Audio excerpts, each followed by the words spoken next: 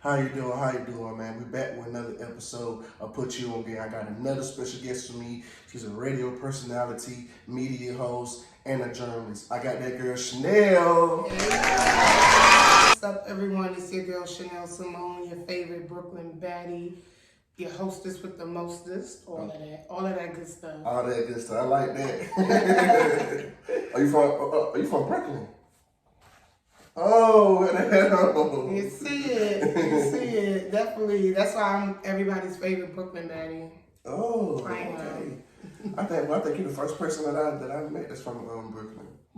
I met from New York. Have I had a guest from? No, I never had a guest on here from New York. Okay, well, it's a new year. And New Year, Happy New Year's, right, man. same Happy New Year. What you do for New Year's though? I went to like this black tie, grown and sexy event. Mm-hmm. I was looking mad cute. Okay. I was with some of my girls in media, so yeah, I went out. I usually go out. There's a lot of people who stay home, which I get because New Year's get a little crazy, but and it be packed everywhere. It be packed. This was the first year that I actually didn't do nothing for New Year's, but just chill at the house. Yeah. Last year, I was out. Before that, I was out. This year, I just said, you know what? I want to bring in New Year's around my loved ones. I think. Sometimes, every year I'm always out partying, you know what I'm saying, with around a bunch of people I do not know. And I said this year, I want to do something different. I want to be surrounded by love, you know what I'm saying, and support. Right. So maybe when I get a little family one day, I'll do that. But until then, I'm outside. No, I don't blame you though. I'm an outside chick. I'm not gonna hold you. So there's a lot of people who be like, oh, I sit in the house, and that's fine. That's cool. But I'm an outside person, and then too, the crazy thing is, even if I'm out for New Year's, it's still surrounded by people I love too. So it might not, so it might not be family per se, but it's always people that I know who've been with me since day one. So I'm always with them, and for granted, the crowd is who I don't know, but when New Year's come around, everybody show love, because it's a new year, new beginning, new chances, new opportunities, so it's always a good time for me. I see my family Christmas, It's hard. Yeah, I see them Christmas. I see them for Christmas. 5 days later, I'm outside. I like that though. So growing up in New York, man, how was that? It's a hard night for us. It's a hard. Let me tell you something. I was born in the Caribbean, so a lot of Caribbean people, transfer over to New York or Florida. Those are big spots. So I was born in Trinidad, but raised in Brooklyn, East New York to be exact. So I came to Georgia in my teenage years, so it's pretty much like half raised in Brooklyn, half raised in Georgia. But I go to New York very often, very much often. One thing I would say is spending my half my life in New York and half in Georgia. I'm happy I get to experience the South more so than others. A lot of people came down here more so 3 years ago. I came down here when the men was wearing 3XTs and keychains around. Yeah, I came here when Walk It Out just hit. I think Crime Mob just hit to with the song. So I came here in the era where I witnessed Atlanta transition. But to live in New York is a different breed. I brought some of my best friends there for the first time, and they even okay, this is a lot. It's definitely a concrete jungle, So I still stick to. I know Atlanta's the new Mecca, which is cool. There's always room for other people to grow, but I still say we had to fight. We had to fight for our place, though. Yeah, I did. Especially in hip hop. Yeah, I did. Especially in hip hop, and I agree with that. But in the terms of Diddy, if you can make it here, you can make it anywhere. So that's how I feel about New York. Okay, man. What's up? You got any siblings? Yeah, I got a younger brother. He is a music artist as well. So his name is Dusa. Okay. Yeah, so he got some. Check him out, y'all. Check him out. His name Dusa. So definitely, if you go to YouTube, his name is One Dusa, the number one Dusa. Okay. And he got a top song called Bae featuring soca artist Star Martin. So it's definitely a vibe. Okay, definitely gotta check that out, man. Music these days, it's so hard to kind of tune into it because, I mean, all of it just sounds the same. And it's kind of hard to, like, you know, one thing, like you said, how you came down here, and even growing up, you know, in your era, everybody was different. You know what I'm saying? Nobody sounded like this person. It was different. Nas didn't sound like Jay didn't, you know, it just, everybody. Nas didn't sound like Jay didn't sound like Busta Rhymes. Busta Rhymes didn't sound like him. Yeah, it was diversity. Everybody was different, and that's what made music so beautiful because everybody had their own style. Now it's like everybody just, it's the same. You can't really, you can tell the difference, but you can't tell the difference. You so are you saying the same as in the same topics, or they sound the same as in the voice? You know what I'm saying? Like, I mean, the topics, yeah. I mean, but the topics, I feel like the topics has always been like that. Though the topics trap has always been trap. But how can I put? I mean, Lil Baby sound like something. No, somebody sound like Lil Baby. You know what I'm saying? Like it's still, you know what? And I will agree with that. I know y'all might tussle with me about this, but you know, drill music is popping too. Like shout out to Chicago and New York for the drill music. So people would say that New York artists now are sounding the same with the drill music, but it's a lot of different drills that I hear too. I would say this with, I guess, Atlanta, and like I said, I feel like I could pop my shit because I've been here 17 years, so it's not like I'm a new person just coming in, but I would say to me, new artists that come out from Atlanta, it is starting to, just a little bit, it's like, and everybody thinks somebody a GOAT already, like. Yeah, that's thing too, always a GOAT, yeah, like. Gotta put no work in, just a GOAT. Like somebody could be out for 2 years, and you know, music is easier to be on top now because before it was albums, it wasn't streaming.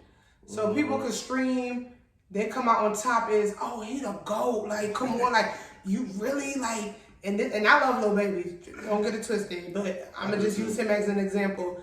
Yeah, like, Lil Baby could beat Jay-Z. Like, come on. It's like, okay, y'all, like, come Far on. from the GOAT conversation. It's like, okay, all right, now y'all just coming up with shit. And not to say he's not, he say he don't call himself the GOAT, he leave it up to the people. He don't say, he said he the Lil Wayne of this generation, though.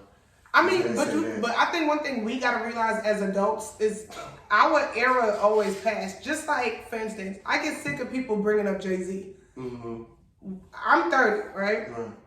I was born in 92. By the time I get to experience Jay-Z, he already was kind of retiring out, right? So in high school, our GOAT was Lil Wayne. Yeah, absolutely.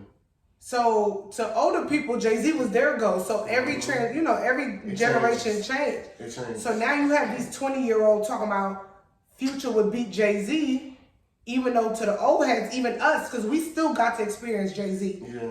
We like, what are you talking about? But we got to realize they don't know Jay-Z at all. They don't. Like this one girl told me, oh, I can't even name 3 Jay-Z songs. I'm like, okay, you. No, you're going too far now.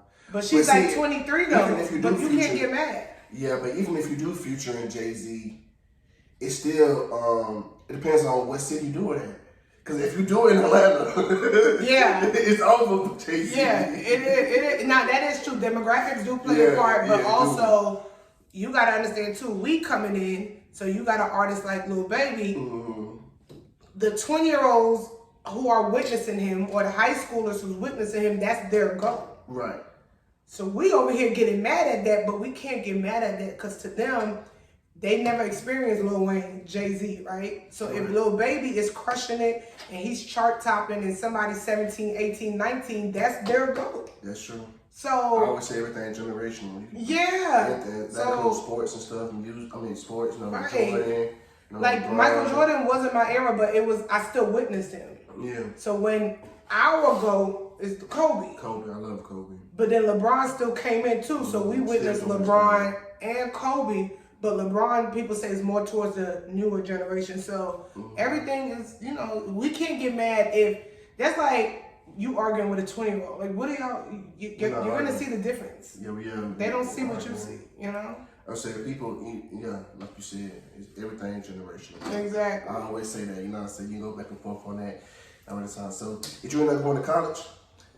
You said, did I what? Did you end up going to college? Yeah, shout out to the unsinkable Albany State University, the mighty Golden Rams. Well, they don't say mighty, but it's the Golden Rams. Right.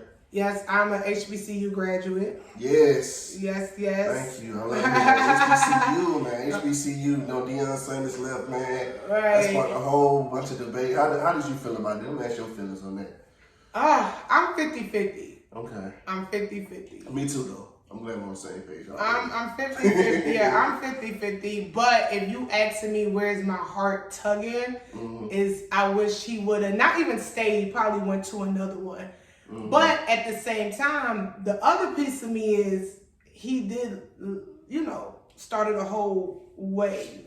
He did. He came, he saw, he conquered, right? So he did set the trend that, yeah, I left, yeah. And you know what? JSU wasn't good to him, too. It was some reports that money was being stolen. Yeah. It was some reports that he gave. Went on HBCUs a lot, though. They always say there's always a stigma with us, and I think that's the crazy part. Is a lot of people want to support and thing, but it's always a stigma. Some people live by white is right. Like go on to the white folks. Yeah.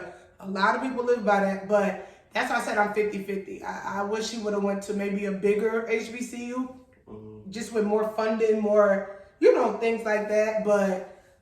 they gave him an offer he couldn't refuse, but now I see that Bethune-Cookman got Ed Reed. Yeah, and I see another Albany State too. Albany State just hired a former NFL player. I think he played for the Raiders. I can't remember, but he's a former NFL athlete. So you see it more popping out that these colleges are going in the direction Deion did with JSU, because he got the 2 championships. Deion different though.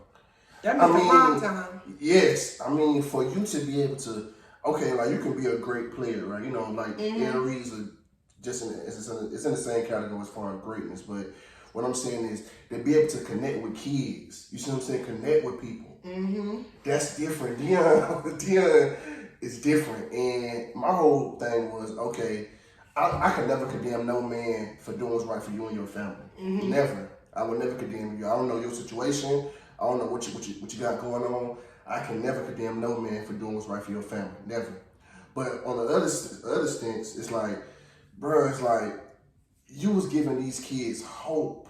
You see what I'm saying? A lot of it's not every day where you can walk down the street and see a Deion Sanders at a Jackson State. That's that kind of college. Yeah, celebrities coming Mississippi is the worst. Yeah, Mississippi is the poorest country in the United States, and it's not every day where you can walk down the street and see somebody of that magnitude and what he done for that school, setting out. It was like, man, it just was hurtful. Like you said, then you went to a white school.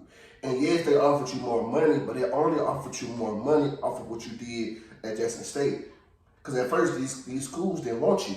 They didn't want you. You see what I'm saying? Now they saw what you did at Jackson State. Right. Now they want to offer you the But at the same time, too, what I don't get with this culture or this planet, whatever we on, anytime black people start excelling, it's always I offer him, he took the money, like the first thing is like, so you would turn down $2 million over $300K. Yep. And of course, logically, you're gonna say, now I'm not turning that down, but that's the problem. When that money hang in your face, that's all they have to throw at you. Yep.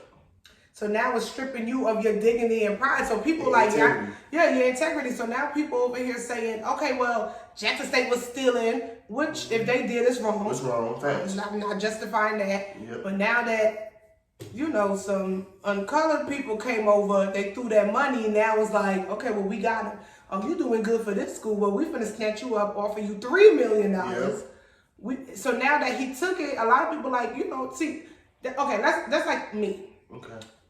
Of course, I work, right? If another company was like, I interview for them, like, you know what, Shenelle, we're going to pay you $120K. You making $40K over there. Logically, I'm out. I need the money. I'm out. I'm going. This company never promoted me. They never did nothing.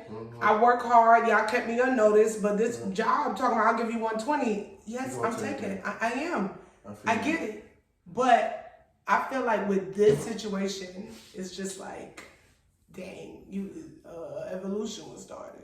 But the purpose has to mean more than the money, though. The purpose, the why. You see what I'm saying? Something has to trump the money. Something. You see what I'm saying? Like I said, I'm not condemning no man for doing what's right for you and your family. Please don't understand that. I will never, ever do that. But the purpose, the goal, has to mean more than the money. That's just how I feel. But like you said, I understand. I'm not mad at him, but I'm mad at him. That makes sense. Yeah, it's like it's more hurt than anger. It's more hurt. It's like, but like I said, I see my school, like I said, Albany State, Bethune. They're hiring these former NFL players, and I just hope they lead the way as well too. Right. I don't get how people love us, this black culture, but yet they want to scream black culture, black creators, but HBCUs are treated like shit. Facts. But yet they love us so much. Yet it got to take a student to go to these white colleges to even be recognized, you know? But if he go to HBCU and he's the shit, I forgot the percentage that a lot of HBCUs get drafted into the NFL. I don't think it's 5%. I think none last year got drafted to the NFL. That's the point. So you got these babies who want to represent, but also they thinking about their livelihood. And it's like, well, why would I go to Albany State that gets no recognition when I'm getting an offer to Alabama? Now, for granted, with Alabama State, you fighting against everybody who trying to make the league, right? That's true too. So yeah, you're there, but your chances still are slim to making it compared to they already got 3 star players there. You might have to stay here for another 4 years until you finally get picked up to the next draft. So it's just crazy how they love black athletes, black people, black culture, but yet the funding for HBCUs is ridiculous. So a lot of times, I know I was watching the interview he did with what is it called? Access Over Liabilities. I was watching the interview he did where he talked about how boosters come together for the white colleges, and they give out, and they just have money right there. I'm like, why don't our black people, we got so many rich entertainers and entrepreneurs, all these. Why don't we all come together? You know what I'm saying? Put money in the pot. You know what I'm saying? It's too much like right. It's too right. My homegirl showed me a study where, do you know how long a dollar lasts in the black community? How long? $1. I'm not talking about 1,000. How long? 6 hours. Ooh. Where the white community is 20 days and the Asian community is 30 days. Why do you think they always targeting us and our money? The black, a $1 lasts 6 hours in the black community. So if you telling Rick Ross and telling all these people to come together, but yet you could get, who's the owner of Cowboys? Jerry Jones. Jerry. You could get Jerry, Jeff Bezos, you could get Mark Cuban within a heartbeat. They gonna have a meeting, making more money for us. Next thing you know, they came up with a whole new platform, new something. You know what I'm saying? It don't take them long to talk because they know what they got. Money talk. But bullshit walls. Right. And not to say they don't buy jewelry, because let's be real. And I hate this too. And I'm gonna say this, I don't know if we can wrap up. It's always a stigma with like, oh, black people, we got the jewelry, we got this and that. Oh, you don't see what you see. Lord, this man, Bill Gates, he looked like he worked at Walmart, which is true.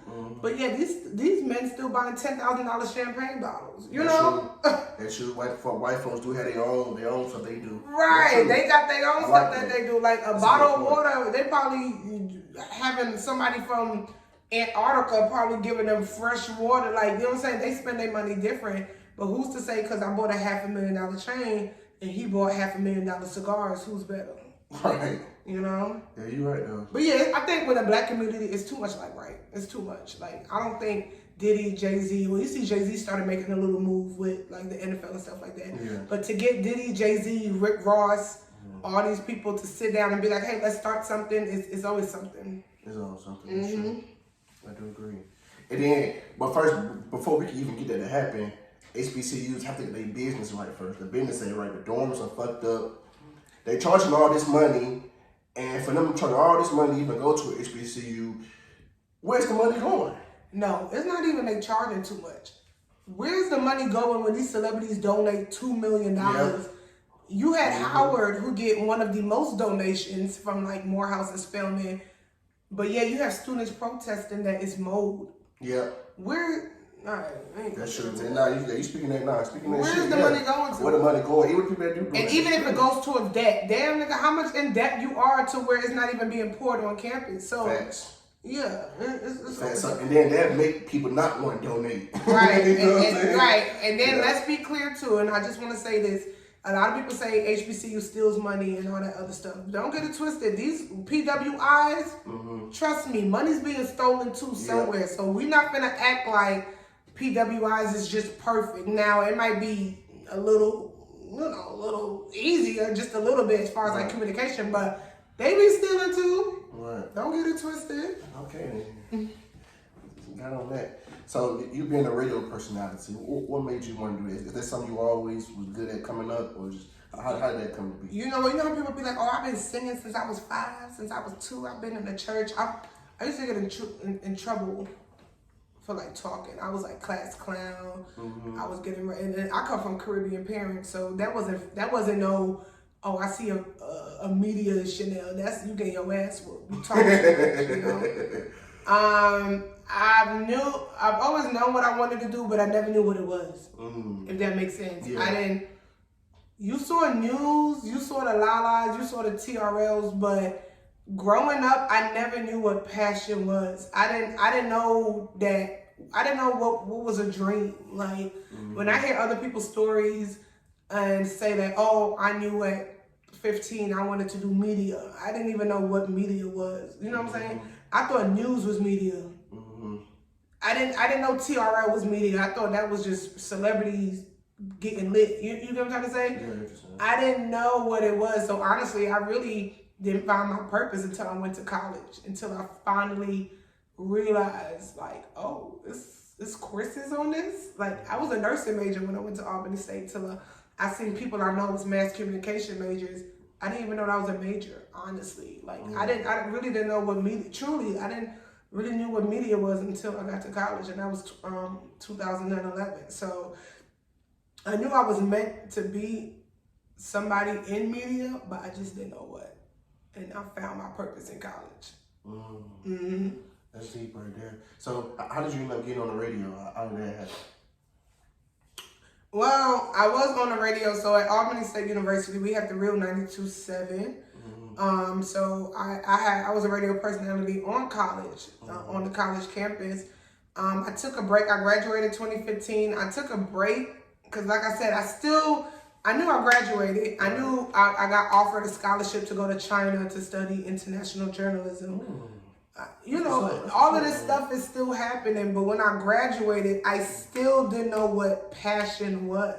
You get what I'm trying to say? No, I'm listening. Like, when I graduated, I was the shit on campus. As far as like, oh, Shenelle, she funny, she loud, she... You her. Yeah, but when I graduated, it was like, then what? Like, I applied for 2 media jobs. It's either it was for free or they paid me $7.25, and I had big girl bills. I didn't have mommy daddy like catering to me or spending money on me until I figured it out. No, I was paying my own phone bill in college. I was paying a car note in college. I was paying rent in college. So if this corporate job offered me $18 an hour at that time in 2015, 18 hours was pretty good. But you want to offer me $7.25? Where do you think I'm going? 18, come on now. So yeah, I took a major break, like 5-6 years. And once again, I was still trying to discover what is my purpose. I've always known what I wanted to do, but I just never known it was, like you hear people preach, if you better, I would have took the free thing, you could have been far, but you not getting that. Yeah. You know what I'm saying? You're not understanding that. Like, I didn't have that, or I'm sleeping in my car. It's either media or nothing. Nigga, no. I'm going to the bank. I gotta pay this car note. I gotta pay this cell phone bill. Like, no, I'm not gonna be homeless chasing a dream. Are you crazy? So once again, I still didn't even know if this was even my purpose or my calling until the pandemic happened. You know? So of course I could sit back and say, oh, I wish I would have took that $7.25 job, but it might have burnt me out to where I didn't want to do it no more, you know?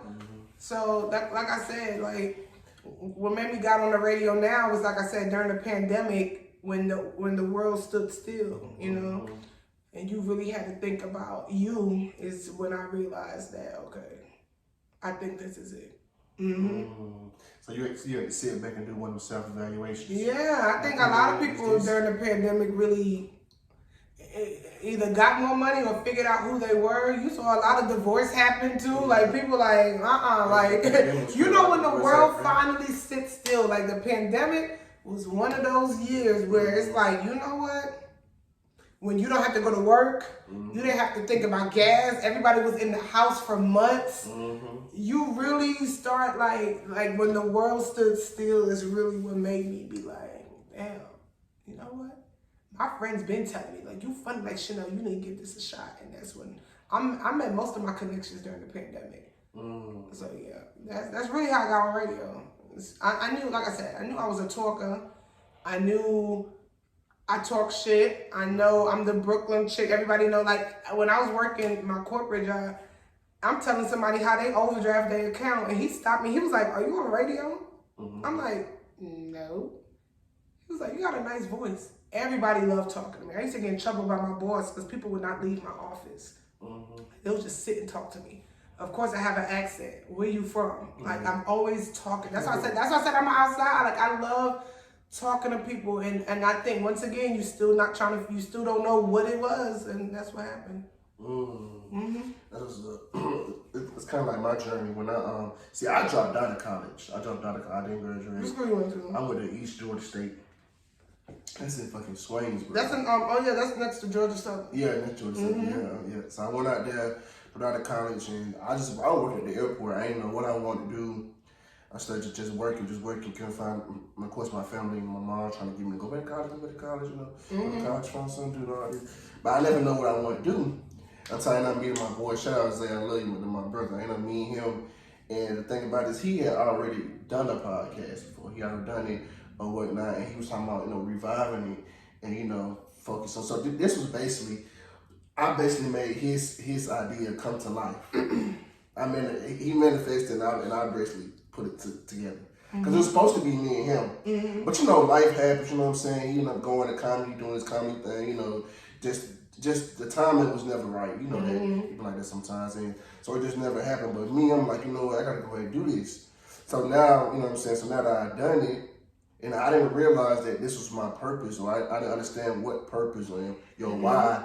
I didn't understand that until my mentor told me that. My mentor said, you realize your purpose is always something that you did growing up that you didn't know was a talent. Right. That you didn't know, you know what I'm saying, or a hidden gift that you didn't know that, you know what I'm saying, this is you, was always what you did. So when he told me that, I looked back, I said, damn, something that I always have done growing up, either with my friends or anybody, was give advice. I love to help people. I love to put people on game. I love to just try to keep people from making the same mistakes that I made. Right. You see what I'm saying? That's something I always did. So now I'm looking at like, damn, so I'm really operating my purpose because this is something I've always done. And I can do it naturally. I ain't got to get up. I ain't got to practice, stretch out. I can get up and just go. You guys me something, ask me about this, and I can just give you my take on it. So there's stuff I can just see.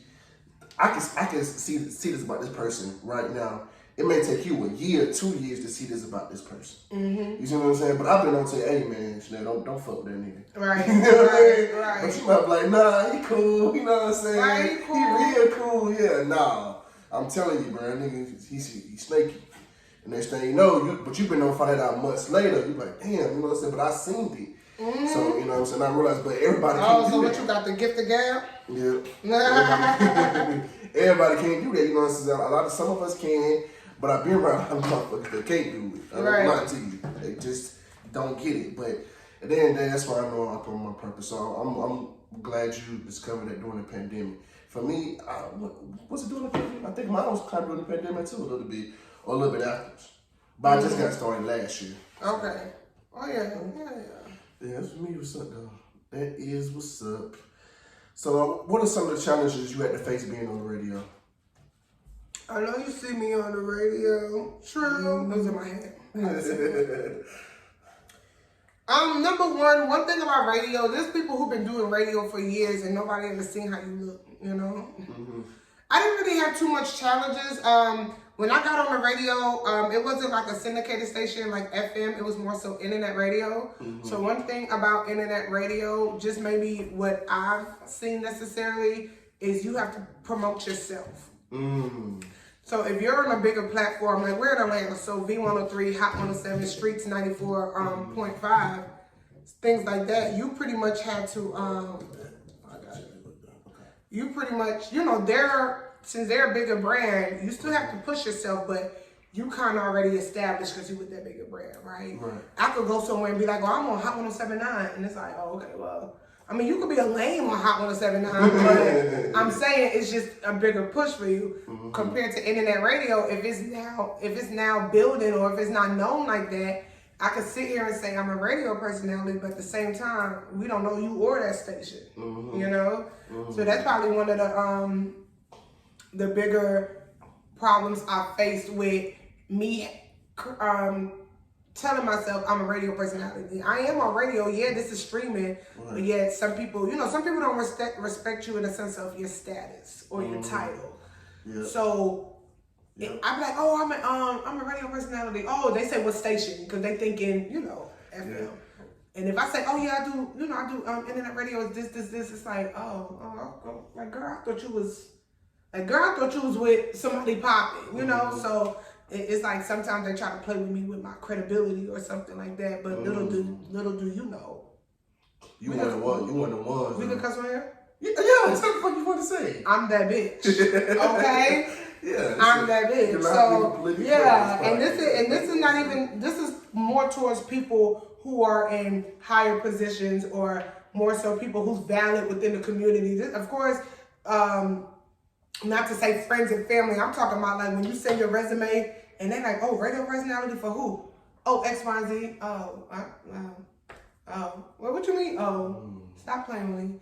So yeah, it's you know, working your way until you get to those mainstreams, you know? Right. So I think that's probably one of the challenges you have to face is definitely pushing yourself and promoting yourself, because we at a space now where media was never this accessible.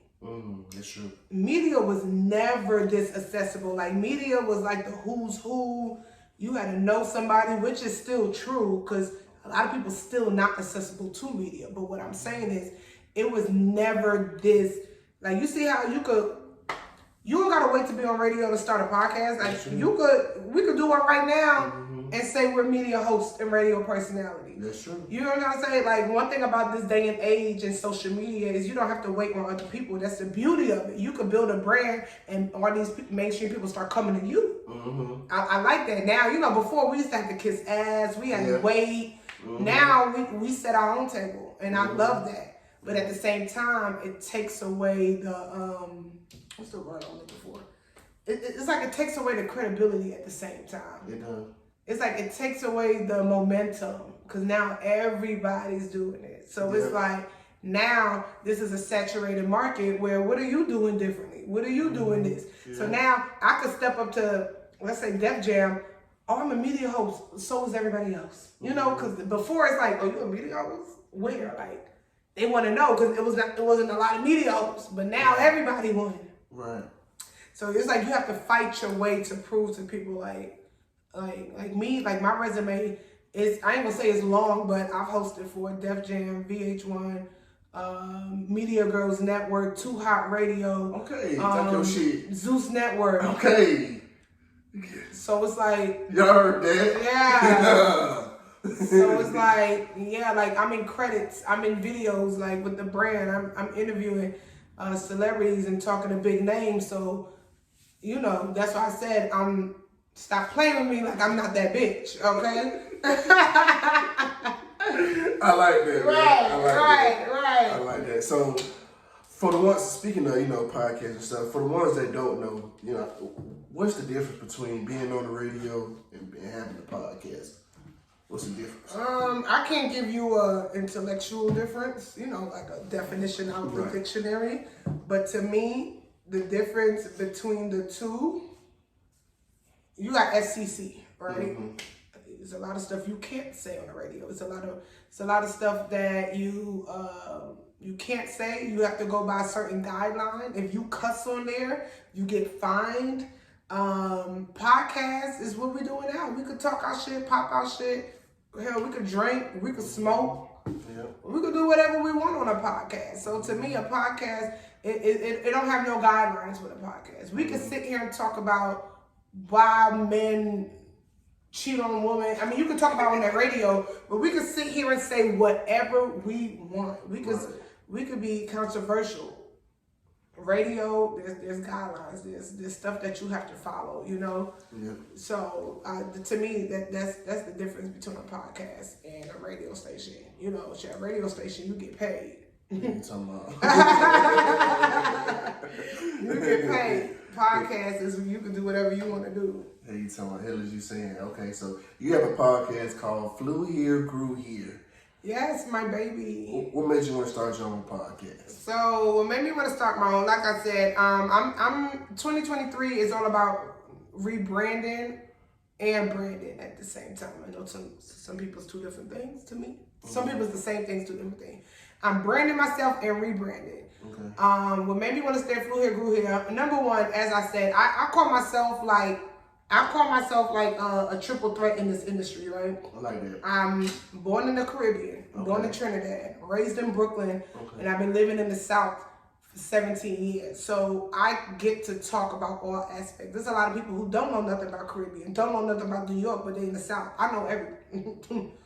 I've been to all three places. So Flew Here, Grew Here. And then too, a lot of people come to me like, oh, y'all coming to Atlanta. Y'all need to go back to New York. We grew here. Y'all flew here. Hey, tell us you said. Okay, so I flew here. Y'all grew here. Like, I wanted to stay true to me as well. Like, I rep Brooklyn to the fullest. Right. I rep New York to the fullest. I meet people who's moving from Houston, Charlotte, all walks of life, coming to a place that we have in common, which is Atlanta. Mm-hmm. Okay, so let's talk our shit. Right. Now, you know, like I said, we flew here. I mean, yeah, we flew here, y'all grew here. We share a lot of things in common. We even have people from Atlanta who's on the show, born and raised in Atlanta. Mm-hmm. And I don't want to make it seem like it's a North versus South thing, but... They coming on our show like, let me tell you the problems we got with y'all New Yorkers. Okay, what? Let's say it because I got something to say too. We got people from Africa who's living here for 3 years, and it's like a cultural difference, and it's like, and it's no bashing. We're not doing that at all. It's never a bashing session. Hell, I feel like Atlanta dudes dress country a little bit. New York always has. Of course you would say that. Let me tell you something. I moved here in high school. And I'm going to say this, in New York, like, my mom was an average working woman. We wasn't rich, of course. I mean, we wasn't poor, but you know how it is. Middle class. Middle class. Maybe a little under middle class, but middle class, let's say that. But I lived in the era where you was bullied by your outfit. Like, my mom had to spend money to make sure me and my brothers had Jordans. Like, jewelry was the shit in New York. Like, you know, chicks, you see them nameplates? No, name belts, like designer at a young age was important in New York. We had to keep up with the Joneses. Right. When I moved to Atlanta, I see Jabos, 3XTs. I'm like, you get what I'm saying? Like, we've always been, first of all, New York City is the fashion capital, you know? So I say this to say, like, and I swear I'm not trying to play Georgia, so y'all but the point I'm trying to make is like, yo, like, it's still some differences. Like, now, because Atlanta's the shit, they think, like, they the better dressers than us. And it's like, nigga, no.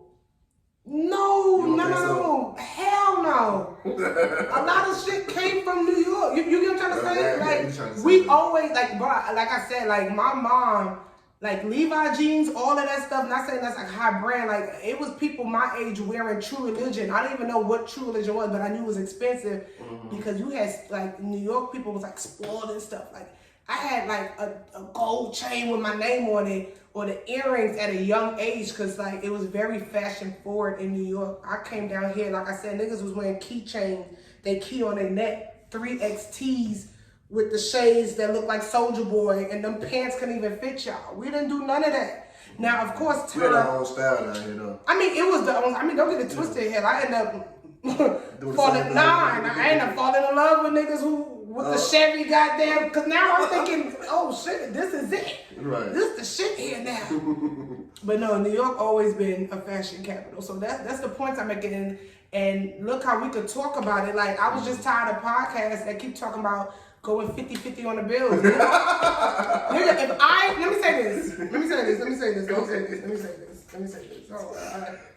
man. Let me say this. Oh, man. I was tired of podcasts talking about 50-50 on the bills. Let me tell you something. If I want to go 50-50 with my man, I'm going to go 50-50 with my man. Okay. If I want my nigga to pay all the bills, I want him to do that. If them podcasts is making me cringe. Oh, well, if your man sleep on the side of the bed, that's not by the door.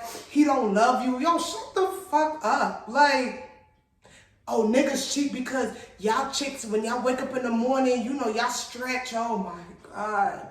Yo, if my nigga wanna cheat, he gonna cheat.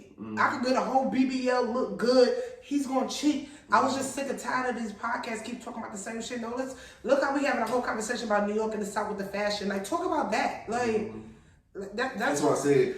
Even though you know we talked, you know, you said earlier about how everything's so accessible and everybody do podcasts and that. Right. But everybody ain't philosophers. Everybody can come out here and speak on some real shit. Everybody follow trends and talk about the same shit that somebody else talking about. That's why my podcast is all about giving out game. I'm not with all the gossip, the messy, the bullshit. I'm not in folks' business. That's ain't what their podcast is about. It's about putting folks on game, giving out knowledge for it. You know what I'm saying? Right, that's what I'm saying. It could be the next Shenelle can come up here. You see what I'm saying? Right. It could be trying to come up. And you see how you've yet to ask me about splitting bills. Mm-hmm. All these podcasts, and I get people get their gears going because it brings controversy. It brings like people like let's be real. Relationship topics are big, right? But once again, people, I do not give a fuck why my nigga cheat. I don't give a fuck. If, like I said, if I want to split 50-50 with my man, that's my fucking business. Right. Oh, well, you ain't y'all roommates. Okay, and we're roommates going half on the bills. Like, I'm just saying, like, why is it an issue? Like, why is it a problem? Let's talk about something else. And that's why I flew here. First of all, it's different strokes for different folks. Basically what you're saying, different strokes for different folks. Just because a dude going 50-50, how do you, and the folks that are talking about it, y'all have it, y'all are rich. So it's easy to say that I do this, I take care of this when you have it. But when you're an average person working a 9-to-5, working a job, you ain't got money like that to just pay, to be able to pay everything and do all that. They don't work like that. So basically what you're saying, like I said, to each his own, you know what I'm saying? That don't make you less than a man going 50-50, especially if you got goals and ambitions. You know what I'm saying? I'm trying to create something for myself and you doing the same thing. Hey, baby, I may can't go, you know what I'm saying? 80-90%. Yeah, I can put this money towards my life. Right. And guess what? And if I make it, guess what? Now I can cover everything. You see what I'm saying? You never know what the nigga situation is. So stop judging somebody based on what they giving in when you don't know nothing about their whole situation. Oh, you ain't a real woman. You cooked 3 times out the week. Oh my God. I'm not cooking 7 days. First of all, who cooks that much? That shit dead. Yep. Even my mama ain't never cooked 7 days a week. Yeah, she used to put that ravioli in the month. And my mom was married too, so let's get that out the way, you know. Ain't nobody cooking 7 days a week. That just did. Son, the food, like the food's still fresh from last night. Like, yo, like it's. And you know what's crazy? The main people who are going in on these conversations are single people. That's true. That's true. Like, that's true. No, like the main people who is talking about this, they're fucking single. Now, some of them might have been married before, but it's all single. You have a conversation with married people, it's different conversation. Yep. Like my auntie one time told me, like, yo, I don't think y'all ready for marriage. Like the way how y'all talking about, oh, my man paying all the bills, we going on a trip 7 days, like 7 days out the week, he better take me to Italy. She like, yo, I don't think y'all have a vision of what marriage is. Y'all thinking this shit sweet. She said, I said the same thing. And, you know, like, look what ended up happening. I mean, whether it was for better or for worse, or it probably worse than for the good. But I think a lot of us are not really, we have no idea what it is.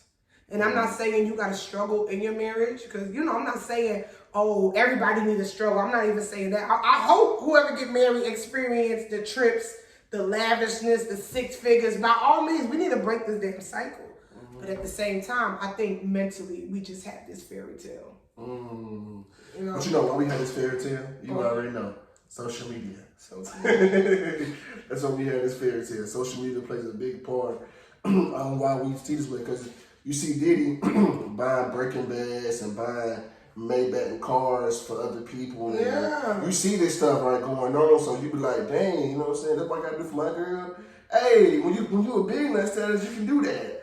That ain't nothing to him. So at the end of the day, chicks know they marry these 60K niggas, which is no problem. You make 60K. I'm not judging that, but I'm saying like now you mad because you don't got a Shenelle bag. Girl, well, Carisha got 3. Yep. It is what it is. The true saying right there, man. Mm-hmm. So what are some of your early trials and tribulations you had to go on doing your podcast? Well, I haven't launched it yet. You haven't launched it yet? It's January 24th will be the launch date of it. Okay, then. Yeah, so we are having a launch parties that Tuesday. So, of course, if you could come, I'd love for you to come. Most definitely. Yeah, so I will be sending invitations out. But as far as creating it, a lot of people don't realize shit costs money. Yep. You know what I'm saying? Yep. Like, you want the success of it, but people don't want to spend the money, you know? And then, to me, as the creator, I do have a co-host. I love you, baby, April. April B is my co-host, another Brooklyn chick. Yes, sir. And it's like, when you actually... You up next. She up next. She come up here. Yeah, she up next. But definitely, like, when you start learning the operations and the logistics behind stuff, you thinking, like, oh, we just gonna talk shit. If you just want to have a regular podcast, by all means, fine. Mm-hmm. But when you have purpose behind shit, when you feel like this baby could take you far, when your name is attached to it, where you want to be like the next top streaming podcast, you have to put money behind it. And not saying that, I'm not saying that we don't have the money, but I'm saying it costs money to do a lot of stuff. And also, you want to keep the conversation on topics too. You think that, I thought topics came easy. Because the way how I interview, I don't like generic questions. Like us, we've been talking. You asked me about Deion. Like, I mean, don't get it twisted. When you go somewhere new, you want to know the who, what, when, why, and how. But those start getting repetitive after a while. What made you... and like I said, we touched on a lot of different stuff. It's like we touched on different stuff, came back to me, but I like that.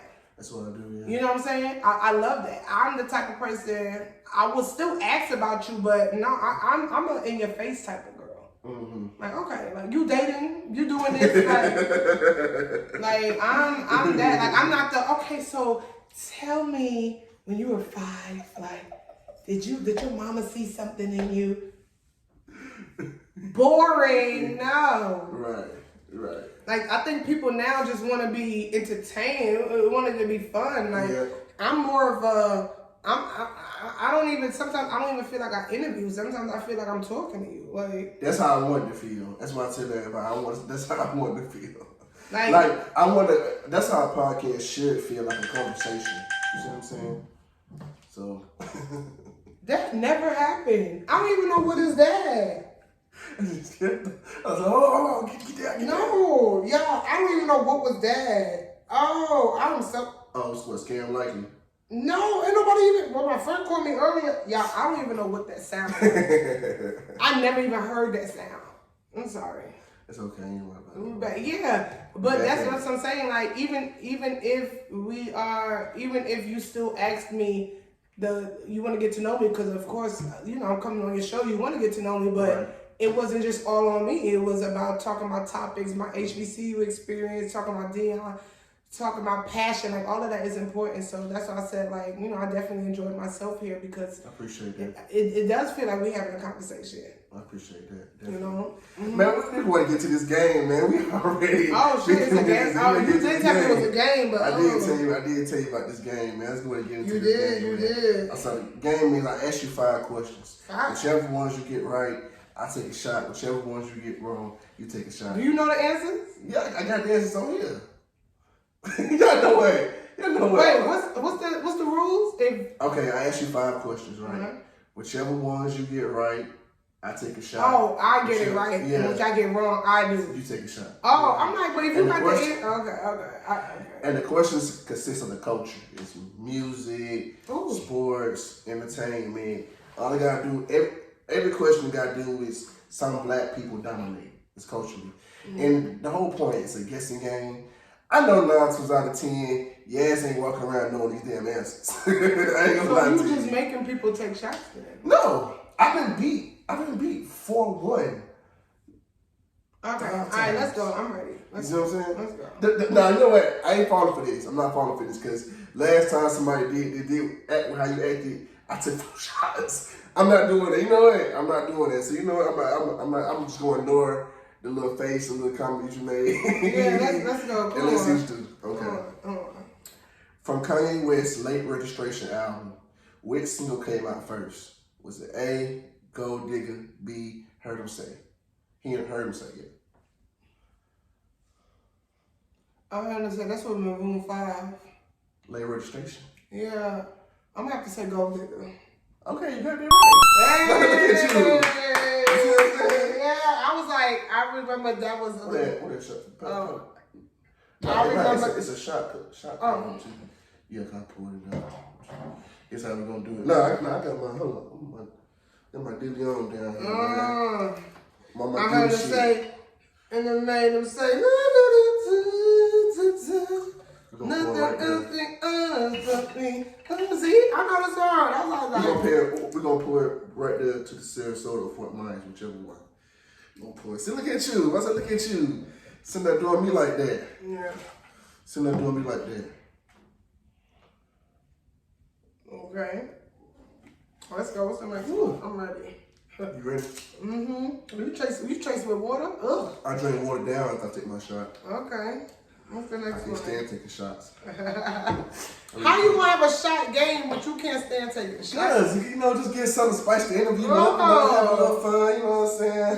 I love trying to take chases, but shots, man, woo. I'm telling you, man. All right, what's the next one? Okay. Who has won more Grammy Awards? A, Drake, B, Kendrick. Kendrick. Okay. Look at you.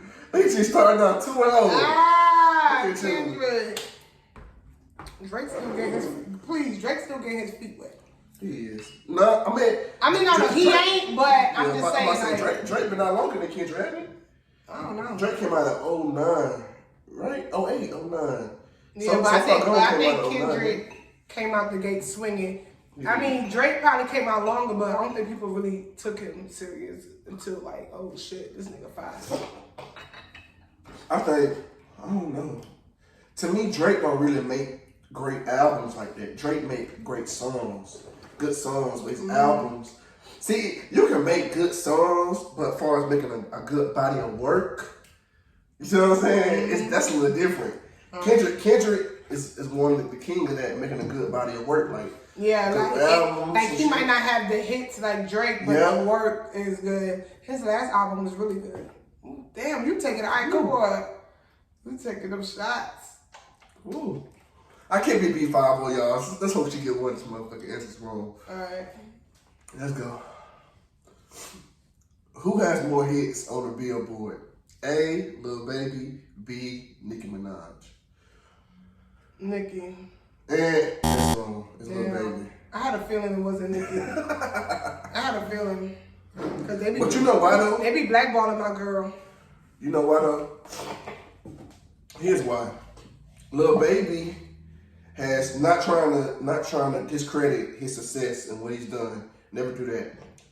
But he has benefited a lot from, like you said, the streaming era. Mm-hmm. The streaming now. Back then, you probably know this, Shenelle. Your whole album wasn't charting. You know what I'm saying? You had a few singles. You know what I'm saying? Like we said on like Late Registration. Heard him say go. First of all, that sounded like a trick question. It was. And a piece of me wanted to say Lil Baby. So. It was. Because Lil Baby it's right. The only people because he's streaming so much, he's automatically on top. So the baby damn near up there with Lil Wayne. Mm-hmm. He about maybe 30 songs away from Lil Wayne, maybe, and that's speaking a lot from Wayne been out in so many generations, so many eras. But you know what? I hate that conversation of that makes him better than Lil Wayne. No. No, but people say that. No. What you mean? The numbers don't lie, but yeah. He's first of all. Lil Baby could drop an alphabet song. It's gonna stream already because people want to hear it. So just because we streamed it, that don't mean we like it. Shit, I still had to hear the song. Right, but he still haven't passed him yet. And then Lil Baby's, regardless of how hot Lil Baby is, he still never win $1 million in a week.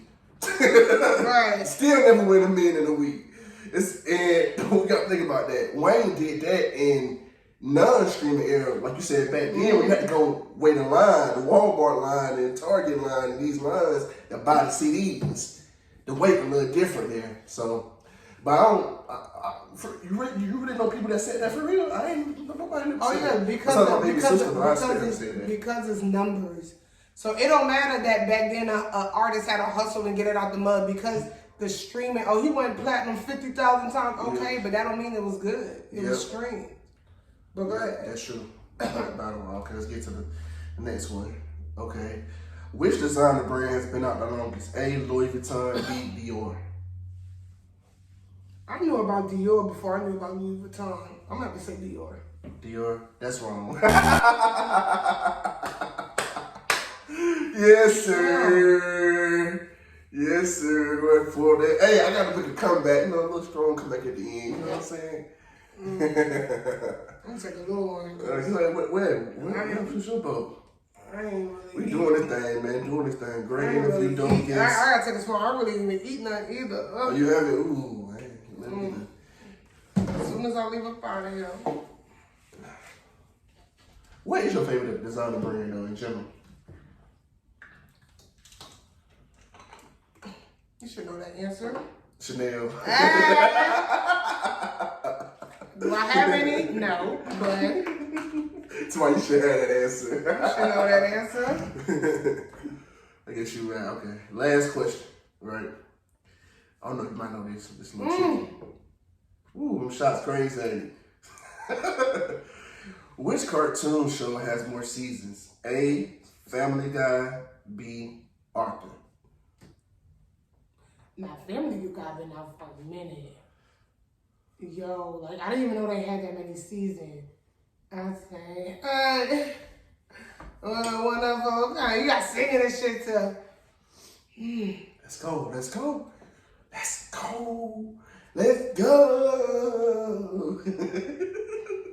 Come on, Shenelle, do your thing. Now, last question. You think you got it? Because I want to say what I think, but then at the same time, I feel like it's that little baby and Nicki Minaj question again. Right. You know what? Final answer, Family Guy. Family Guy. And I knew it. I fucking knew it. That's how you do it, man. That's how you do it. I was like, yo, a piece of me wanted to say Family Guy, but Arthur was random as fuck. So I'm like, it gotta be Arthur. Cause Arthur's random. Arthur and Family Guy. I love that motherfucking show. Probably still do. Arthur and Family Guy. First of all, that's a weird ass line. It is. So when you said it, I'm like, it's Arthur. But then I'm like, nah, I feel like if I say Arthur, then it's gonna be fucking. 3-2, man. 3-2, good way to start the year. 3-2. Let's go ahead and pull it up. What that boy say, baby girl, come and get with this pimpin'. Try that out. You know, I heard that song is so long. It's been a while since I heard that damn song. Oh, I have to mix this shit up. Yeah, go ahead and mix it up. Yeah. So far, what are some of your favorite interviews that you have done? I did an interview with Cash Doll. Okay, shout out Cash Doll. It's on YouTube. If you go to Boss Media, BAUCE Media. If you go to Media Girls Network on YouTube, it's on there. So Cash Doll was so sweet. She is so pretty. Cash Doll is extremely pretty. Like, that was one of my favorite interviews. Look good in person, not just on the pictures. She look good in person, yeah. Like, she like, damn, like, you pretty. Right. Yeah. You know, when you see somebody that the pictures look good, but in person it's like, right. The fuck? Yeah. Cash Doll, Dr. Kurz, he's one of the top plastic surgeons in Atlanta. Okay. So shout out to Rashay, shout out to Media Girls for doing that interview. Like, a lot of people can't interview Dr. Kurz. I had the opportunity to interview Dr. Kurz, and guess what? I had that nigga cracking up. Like, it was a really good interview. I went to Revolt Summit, so most of the interviews I did there, talking to the cast of the game was good too. I talked to Dr. Heavenly, you know, people from like Married to Medicine. So, but my top two was Dr. Kurz and Cash Doll. Okay, that's what's up, then. That's what's up. So, what kind of advice could you give to other beautiful black women who are trying to start? No, you said you ain't got no podcast yet. You said you ain't. I mean, I got it. I just didn't launch it yet. Okay. Well, then we'll just say media then. Yeah. What advice can you give well, even with media, like the advice I could give you, which I don't regret my past, but sometimes you just wish you did shit differently. Yeah. My advice is, if you know this is what you want to do, remember I said, like, I didn't even know what purpose was. Like, I didn't know none of that. Like I really found out what purpose was in 2020. And that's okay. Like, I hate when people have that stigma of, well, when I was 8, I knew my purpose was to be a husband. Nigga, it's okay to finally figure it out. But that's the beauty of life, right? God forbid, if this don't work, I know I still discovered my purpose, you know? It wasn't too late for me to discover it. But if I had to go back in time and do shit differently, I would have took that 725-hour job, you know? Because if I knew that was my purpose, I would have took it. Right. So if you know your purpose, I'm not talking about you think you good at something. I'm not talking about, oh, well, let me try this out. I'm talking about if you know this is what you want to do as a career and nothing could stop you, go ahead and do what you got to do. Right. And this might sound cliche, but start now. Like what we talked about. You at this day and age, you don't need to have a seat at the table. Yep. If you can build your own damn table. If you want to talk to your homegirls, if you want to interview your homegirls, if you whatever, do it now. Like, you don't use your phone. Baby, I pay $9.99 for storage on my phone. Use your phone. YouTube, Instagram. You can go viral in a heartbeat. Yep. This ain't the 2000s no more where making the band, they had to walk to go get Diddy cheesecake. But you can't tell me now to go get no fucking cheesecake. You feel me? Hell is you saying? Yeah, like, you know, back then you had to slave for that shit, which is, you know. But now we coming up to Diddy, like, bitch, I'm not the what? Like, we checking them now. Right. Like, we're checking the big bosses. Like, and I'm not saying it's a good thing or a bad thing, because you still gotta humble yourself and you still gotta take every opportunity. Like, you know, you gotta take it. So what I'm saying is, I'm not saying disrespect anybody, but what I'm saying is, it's a new era. Start that shit. If you know this is your purpose, start that shit. Right. If you know you got an opportunity to make $100K and to make $40K, but you know this $40K within 2 years, and you know you got to stay at home and grind, take that opportunity. Right. That's one thing I wish I did differently. If I knew my purpose and this is what I want to do. That's all I was saying. Okay, you said some shit there. Oh, I said some shit? You said some shit. Yeah. So let's get into your I think them shots sticking in. Them shots sticking in. You took my So now we at the Media's Girl Network. How did you end up becoming a part of that? How I came with Media Girls, honestly, I was a member for like a year before, because they used to have a lot of events and, you know, pull up and all that other thing. Right. I was a member for like a year before I officially met the CEO. So shout out to my girl, Jaleesa Raquel. who is the CEO of Media Girls Network. So, you know what? It was I think it was a Pink Friday event. And I feel like Kels from Hits 92.3 was there. Miss Basketball was there. Antoine was there, who's a photographer. And that was my first time.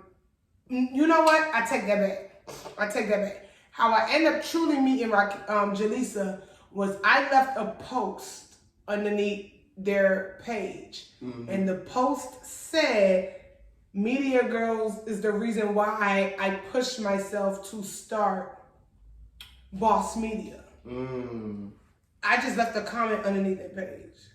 So when I posted that comment is when they reposted it on their page, because that's how Boss Media came about. Because I followed Media Girls Network and I've been to their events as a member.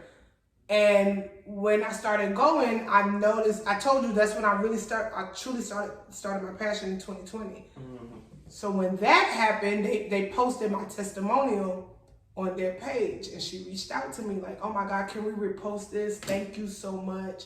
And we went to another event, which was a charity event, and that's when I officially met her. Right? And then she had the Pink Friday event is when I once again met her again. Like, you know what I'm saying? Mm-hmm. So I say this to say that's how I started. So next thing you know, I never forget, she DM'd me on Facebook first, and it was the end of 2020, and she said, "Hey, would you like to join Media Girls Network as not as a member that I already was, but as on e-board, like as far as you're working directly underneath me." And January 9th or 7th, either January 7th or 9th, 2021 was our official membership meeting. And ever since then, I've been hip to hip with Media Girls Network. And Media Girls Network is honestly the reason why Shenelle Simone has a resume that I spit to you with the Def Jam, the VH1, the Too Hot Radio, the Zeus Network. So that Media Girls Network is the reason why I even am Shenelle Simone. You know? That's powerful. So yeah, so the organization, people, y'all, Media Girls Network have been a blessing to me. So yeah, so that's how I got started with Media Girls Network. Okay then. I see I had a thing called Media Girls on Tour. What was that experience like? What are some? Now, I never did the Media Girls on Tour. I didn't do that. But Media Girls Network goes on tour. Mm-hmm. Like their headquarters is here. Right. However, their second biggest fan base is Charlotte. So they go to Charlotte, Chicago, you know, they go to different areas. So I haven't, when I came in, they already done the tour. Oh. So I never get to experience the tour, but however, we are starting back the tour. And I will be on that one. And I will be on that one. So definitely stay tuned to that. So man, you know, people always feel like women can't get along, they always fighting, they always arguing, especially in the music business. Is it like that in the media industry as well? Yeah. It is.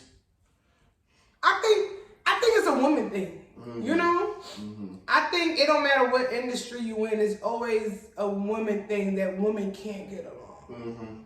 Mm-hmm. Music is no different than media. Right.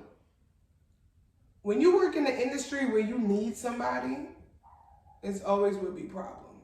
Mm. Media is one of the people where you have to depend on. How can I say this? You see how I said, if it wasn't for Media Girls Network, there won't be no Shenelle Simone. Right. I needed Media Girls Network, right? So when you work in an industry where you feel like you need somebody, they feel like you owe their life to them. You know what I'm saying? Mm-hmm. So I feel like when you, not saying that's what Media Girls, but what I'm saying is when you work in an industry where it's always a give and take or this and that, and I feel like hell, you can work at the damn hospital. If there's 5 women on staff, if there's 5 women in the team, trust me, somebody don't like somebody. It's always something, and I think and I'm not saying, okay, it sounds like I'm saying woman is naturally catty. And shit, I could be saying that. I'm not finna, hold on. You know what? I'm not finna sugarcoat shit. It is what it is. Like, women are very territorial. You know, men be beefing too. I don't get why they act like men don't fucking beef. Niggas be beefing in the streets. Niggas be beefing. Any industry you work in with where you gotta claim the territory or something like that, it's always gonna be problems. Period. I could work at Amazon. You know how many niggas beefing at Amazon? What? Oh, well, how he get a promotion? I came in on, it's always something. But since we talking about women, I mean, if y'all want to sit here and say, I'm saying women are naturally catty, it is what it is. Women are very territorial. I get along with people, but I guarantee you it's a bitch that I don't even know don't like me. That's just maybe in her nature not to like Shenelle or not to like another woman doing it. She ain't say it to my face, but shit, I don't know. You know what I'm saying? So she ain't say it to my face. Yeah, I mean, even if I don't know about it, it's still in a nature. If the world was perfect, we all would get along. That's true. You have to realize it's envious in everything that we do. Hell, it's envious in friendships. And motherfuckers talk about 20-year friendships, right? Yeah. It's envious in everything. Hell, mother and daughter relationships. Like, it's envious within family. A lot of people don't like their aunties, their cousins. It's like, you gotta, like, it's bigger than media, you know? It's bigger than music. It's life. So, to answer your question, it is what it is. It comes with it. Shit. I like that, though. I like that. I said that nigga kicking in. I'm like, yo, fuck out of here. I like that, though. So you're also ambassador, I saw, for Beauty by, Michelle? Yeah. Right? Because they want to get it wrong. No. And Boss Slayer 2.0. Yeah, so shout out, hold on. I got to put this on. And I really think, yo, you got to tell me what it's to eat out here, because they need you. No, I am an ambassador for Sadie's Hair 2.0. Let me tell you something. Sadie's, this was my first, working with Glam Bundle, Sadie's was my first ambassadorship. And when I tell you, a lot of people look at followers. If you don't have 20K, 10K, they only will, even if you bought them motherfuckers, they don't want to see or hear you. Because all they care about is the number. But Sadie's realizing, when I say I'm that bitch, I'm confident within myself. Like, if you go on my page, you'll be like, damn, Shenelle be at all these events. Shenelle be here, but I only got 3K followers. But she realized, like, bitch, fuck. Like, do you not see who you touching? Like, I'm taking pictures with Cam Newton, Brandy, who is Mercedes on P Valley, like, Mayor Andre Dickens. Like, I am out here. Like, yeah, like, when I tell you I am out here in these streets. Like, I'm out here. And Sadie's honestly seen value to me. She seen worth in me. And she said, you know what? You will represent my hair brand. And you got to understand, if this is something you truly want to do, this media shit, this shit costs money. And that's why I kept saying, like, you know how many outfits I had to buy within a week because I'm going to 5 different events? And you can't really repeat the same shit because I'll take pictures. Right. So I say this to say, like, a lot of this stuff costs money. A lot of this stuff costs your time. But shout out to my girl Sadie's for truly, like, really seeing the worth and value in me despite what others told her. Like, oh, she got low following. Yeah, but she's lit. Like, she's out here. And everywhere I go, I at Sadie's, I push her name, I do all of that. So, shout out to her. I love her for life. The one with the makeup one I'm doing, that one is new. Okay. That one is new. I haven't started officially yet, but she has selected me to be one of her brand models, I should say. So I'm excited to see where the makeup leads me to, and she's very innovative. Like, she loves trying new things. Like, it's not gonna be the simple natural look. She might put stripes on my eyes or something. So I'm coming out my shell 2023. I like that. Coming out my shell. I like that, man. So where do you see yourself in the next 5 years, Shenelle? That bitch. No, for real, that bitch. But next 5 years, and you know what? When people ask me that question, you would think they have like a whole lineup. You know, it's like, oh, I want to be the next Oprah. I mean, that's fine, that's true. But honestly, I just see myself being happy. I see myself truly working within my career. I see myself developing. I see myself signing deals with major brands. There's a difference if you host for them for like an hour, but truly being flown out, you know, truly being recognized amongst the, what they say, you know how they have those 30 under 30s and things like that. I pray and hope that I'm recognized amongst the greats within the media industry that's coming up. So, you know, I hate to put I've never been the type to put stipulations on things. Like, I just want to make sure I'm doing things right. I like that, man. I like that. And how can we find you on social media? You can follow me at I am Shenelle. That's SHENELLE. Simone, SIMONE. You can also follow me at FHGH Podcast. So that's the acronym for Flew Here, Grew Here Podcast.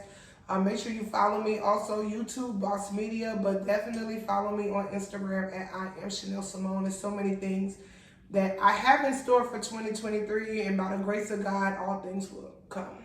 Absolutely. I like that. And I just want to say, man, it's been a pleasure having you up here, man. You were such a great guest, such a dope person. And a lot of stuff you were saying up here, that's why I created this platform. Like you said, you know what I'm saying, people so worried about status and did someone that followed you, God. That's why I created this platform, man, because there's no place where upcoming people can really go for real. You see what I'm saying? People not really checking for you unless you're at that certain status. So the stuff you were saying is the reason why I created this platform for the underdogs, because like you said, some shit's recycling, you know what I'm saying? We know about your life, We done did 100 interviews, we know all about your life, right? But a lot of people don't know about Shenelle, or know about this girl, or this person. But you have a lot to say. I got a lot. You got a lot to say, and a lot of us got a lot to say, but we're just not given a chance to express ourselves. I got a lot to say. Because we don't have 100K followers, or we ain't got this kind of money, or we ain't got this kind of cachet about ourselves. But that don't mean you have $1 million worth of game with you. $1 million. So, you know what I'm saying? And that's the importance, and that's why I created this platform. All about giving our knowledge to the youth, man, and you know what I'm saying, giving upcoming entrepreneurs and entertainers a platform, man, to express themselves, because we all we got to support each other. So it was definitely, man, pleasure having you up here, man. I'm so grateful and thankful to have you up here. My dog, man. I can't wait to see you.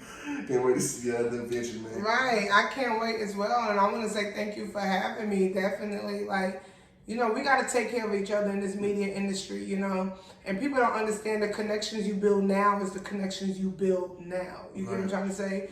Like, you definitely have to stay resourceful. Yeah, the game you might think is saturated. Yeah, oh, he got another podcast, he want me to come on. But you the way how people are making it, you never know. So you definitely have to stay humble, make these connections. Definitely don't take it for granted, you know. So that's what I'm saying. So that's why I said I definitely be outside more to 2023. I like you got to be outside. I like to be in my show, because I really don't I like to know people. I don't like to know people. Right. You probably understand. But if you got to be outside. I gotta be outside more. I realize this is a business I want to be in. I'm trying to create for myself. And if you realize this is a business you want to be in, you have to be outside more. I got to be in these upcoming events and stuff like I need to be. So 2023, I vowed myself that I will take my ass outside more, most definitely. And so that's the goal, though, man. But you can find me at _podcast_podcast_. _podcast_. And that wraps it up, man, for another episode of Put You On Game. All right. We out.